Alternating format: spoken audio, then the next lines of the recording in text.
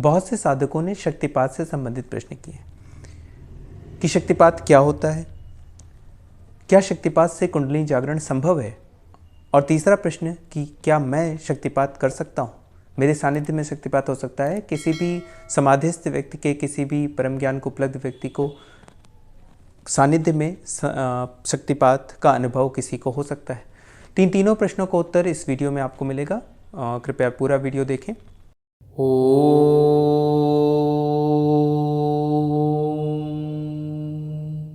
ना सदा सिन्नो सदा सिद्धदानीं नासीतृजो नो योमो परोयत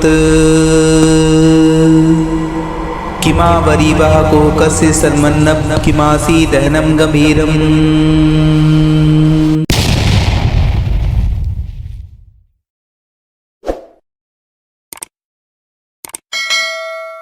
नमस्कार, प्रणाम। जीवन के अनसुलझे रहस्य की खोज hidden secrets of life and God channel में आप सभी का स्वागत है। मित्रों, जैसा कि मैंने बताया, इस वीडियो में मैं आपको 3 प्रश्नों के उत्तर दूंगा। तो सबसे पहला प्रश्न साधकों का है कि शक्तिपात क्या होता है। मित्रों, शक्तिपात का अर्थ है शक्ति का आपकी शरीर में, आपकी बॉडी में, आपकी आत्मा में प्रविष्ट होना, अर्थात उस परम सत्ता का, उस परम शक्ति का, उस परम ऊर्जा को, परमात्मा का आपके शरीर में आपतन, आपके शरीर में आगमन।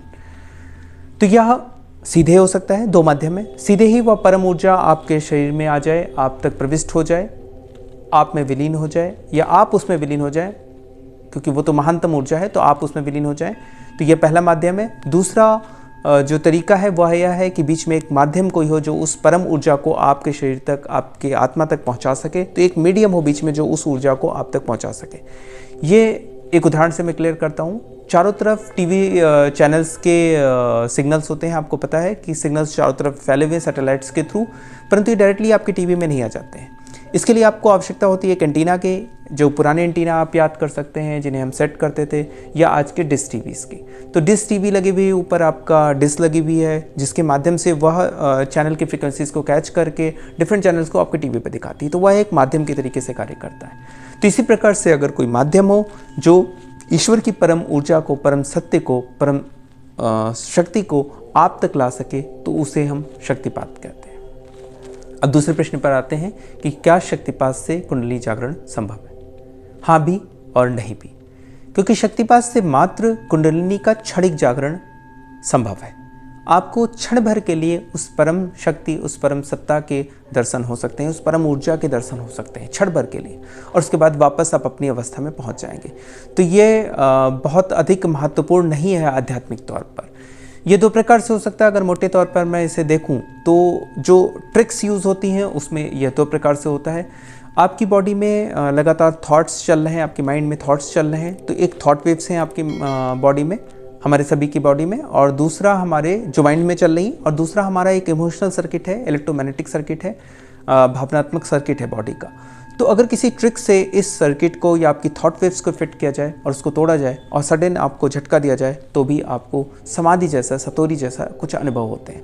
तो इन अनुभवों को कराया जा सकता है हमारे इलेक्ट्रोमैग्नेटिक सर्किट या हमारे थॉट वेव्स के सर्किट को तोड़ करके। जैसे किसी पर्टिकुलर जगह पे जाने पर, कुछ चीज़ छूने पर, कुछ खाने पर आपको एकदम से कपकपी सी होती है, सिहरन सी होती है, या महसूस किया होगा आपने, तो यह आपके इलेक्ट्रोमैग्नेटिक सर्किट या थॉट वेव्स की ब्रेकेज की वजह से होता है। वो टूटता है, उस पर झटका लगता है, उस पर प्रभाव होता है। तो ये प्रभाव किए जा सकते हैं। एक छोटी सी केमिस्ट्री है, ट्रिक्स हैं जिससे ये किया जा सकता है। तो पहला तरीका ये हुआ ट्रिक्स का।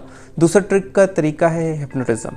आपको हिप्नोटाइज करके, आपको सम्मोहित करके, एक झटका देकर आपको समाधि का हल्का सा अनुभव कराया जा सकता है। आपको उस परम ऊर्जा का हल्का सा झूठा अनुभव कराया जा सकता है। तो ये दोनों ही तरीके झूठे हैं, ये ट्रिक्स से होते हैं और ये किए जा सकते हैं। बहुत से लोग इस प्रकार के अनुभव करते हैं जिन्हें हम कुंडलिनी का अनुभव कहते हैं, परंतु यह कुंडलिनी का अनुभव नहीं है, और यह उस परम ऊर्जा का अनुभव तो कदापि नहीं है, उस परम सत्य का अनुभव तो कदापि नहीं। तो क्या कुंडलिनी जागरण संभव है शक्तिपात से? हाँ भी, नहीं भी। शक्तिपात शब्द का प्रारंभ तो बहुत पहले से है।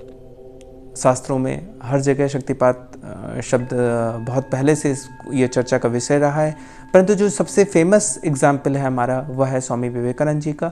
स्वामी विवेकानंद जी बचपन से आपको पता है बहुत ही उत्सुक थे, ईश्वर की तलाश में लगे हुए थे।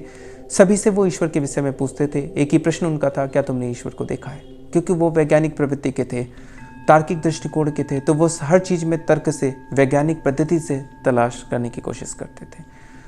बहुत ही प्रखर बुद्धि के थे, तो बहुत मुश्किल था उन्हें सेटिस्फाई कर पाना। बहुत से गुरु, बहुत से संत उन्हें सेटिस्फाई नहीं कर पाए। फिर उनके प्रोफेसर ने उन्हें बताया कि स्वामी रामकृष्ण परमहंस को वह समाधि की अवस्था उपलब्ध है। तो वह स्वामी रामकृष्ण परमहंस के पास गए और उनसे भी उसने यही प्रश्न किया कि क्या आपने ईश्वर को देखा है। भगवान रामकृष्ण परमहंस यह प्रश्न सुनकर बहुत प्रसन्न हुए और उन्होंने कहा, हाँ मैंने देखा है, और वैसे ही जैसे कि मैं तुम्हें देख रहा हूँ। पहली बार उन्हें यह उत्तर मिला। और कहते हैं, ऐसा कहा जाता है कि स्वामी रामकृष्ण परमहंस ने अपनी लात का प्रहार स्वामी विवेकानंद पे किया, उनके हृदय पर, और उन्हें समाधि की झलक दिखलाई। उन्हें कुंडली जागृत करना कहें या जो भी कहें, उस परम सत्य को एक क्षण के लिए दिखाया और उसके बाद उस चाबी को वापस ले लिया और उन्हें मृत्यु के पूर्व ही दिया। उसके बीच में उन्हें कहा कि पहले तुम यह जो तुमने देखा है ये पूरे संसार में बता के आओ, सनातन धर्म का प्रचार करके आओ, उसके बाद ही यह तुम्हें चाबी मिलेगी। तो उन्हें वह एक हल्का झटका उन्होंने दिया, ऐसा कहते हैं। जबकि स्वामी रामकृष्ण परमहंस स्वयं किसी भी प्रकार के आध्यात्मिक चमत्कार के विरोध में थे, सदैव वह इसका विरोध करते थे। वह कभी भी इसका फेवर नहीं किया उन्होंने अपनी पूरी लाइफ में। तो इस प्रकार की कथा है कि उन्होंने इस प्रकार लात के प्रहार से शक्तिपात किया। वहाँ से शक्तिपात बहुत अधिक फेमस हो गया और सभी लोगों की तलाश है कि शक्तिपात से एक बार उस परम सत्य के, परम सत्ता के दर्शन हो सके।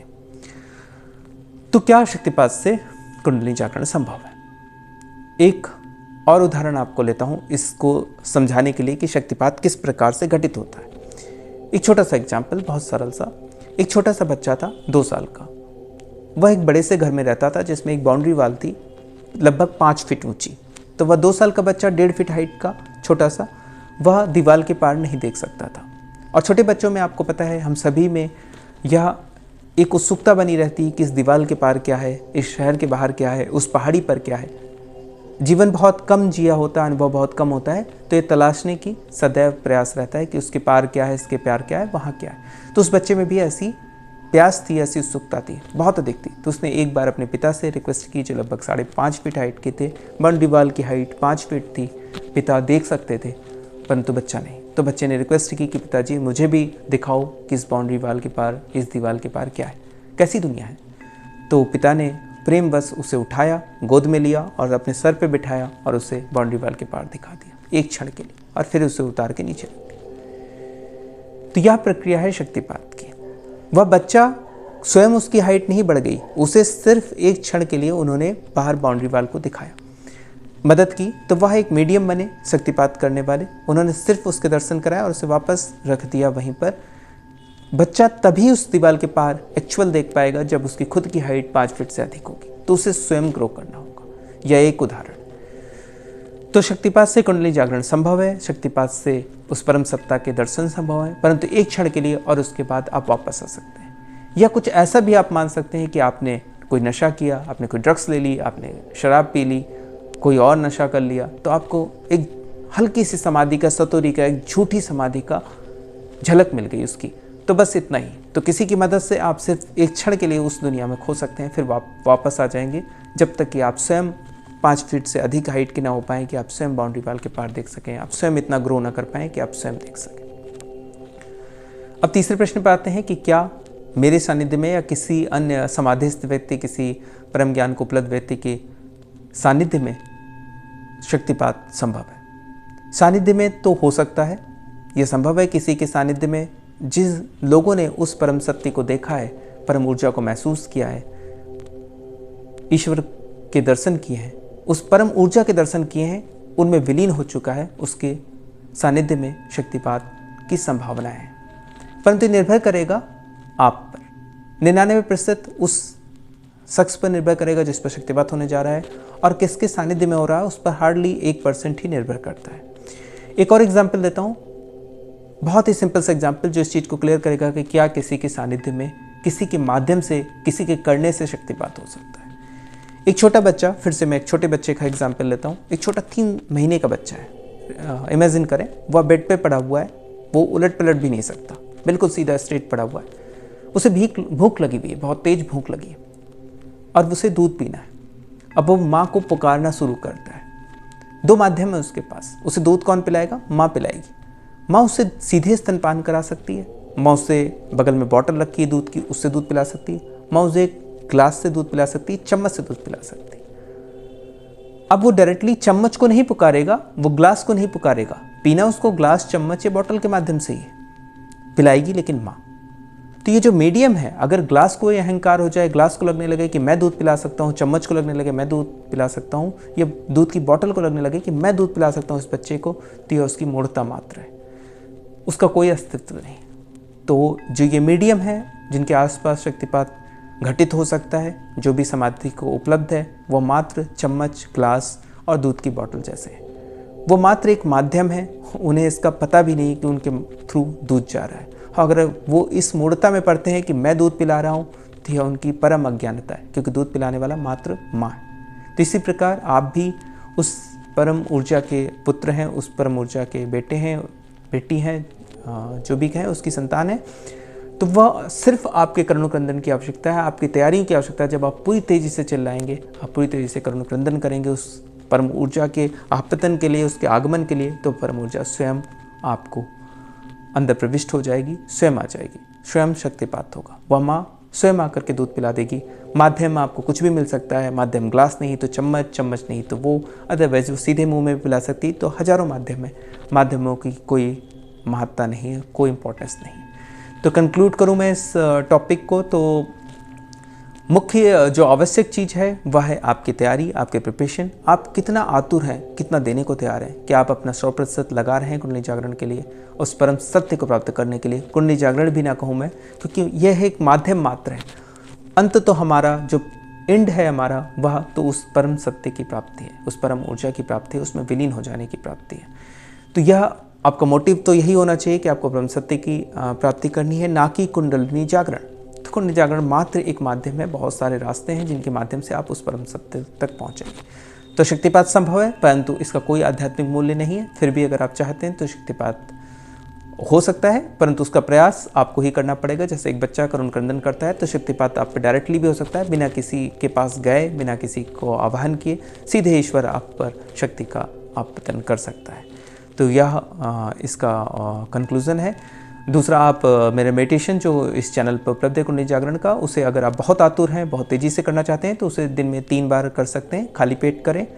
और सुबह शाम जब भी आपको अच्छा लगे आप उसे कर सकते हैं, 3 से 4 बार भी कर सकते हैं। अगर आपको बहुत ज़्यादा है तो 20-20 मिनट का मेडिटेशन है, 2 से 3 बार गाइड मेडिटेशन है, तो बहुत हेल्पफुल है और बहुत सेफ़ और कंट्रोल है। फिर भी मैं एक हिदायत दूंगा कि जो हार्ट पेशेंट हैं और जो मेंटल पेशेंट हैं वो इस प्रकार के मेडिटेशन ना करें, क्योंकि कुंडलिनी तंत्रिका तंत्र के थ्रू ही आपकी रेज होगी, आपकी स्पाइनल कार्ड से ही निकलेगी, तो एनर्जी वहाँ पर फंस सकती है। अगर आपको कोई मेंटल प्रॉब्लम, आपको कोई हार्ट रिलेटेड प्रॉब्लम है, तो कुंडलिनी रिलेटेड मेडिटेशन या तीव्र श्वास से रिलेटेड मेडिटेशन ना करें।